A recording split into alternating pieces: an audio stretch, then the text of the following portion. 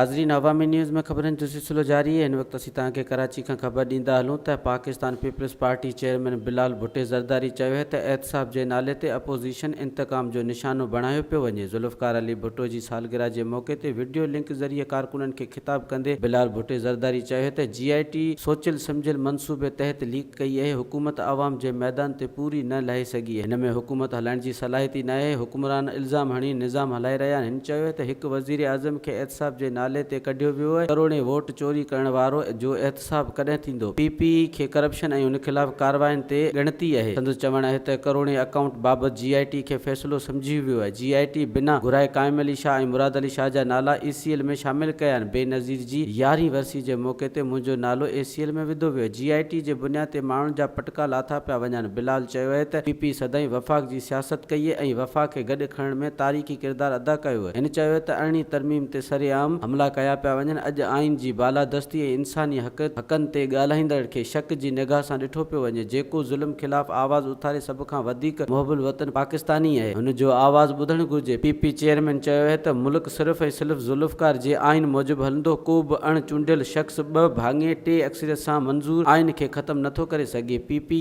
आइन जी बालादस्ती लाइ जदोजहद जारी रखंदी। वधीक ख़बरनि ऐं तफ़सील लाइ विज़िट कयो अवामी news Facebook page, YouTube page ऐं अवामी न्यूज़ वेबसाइट।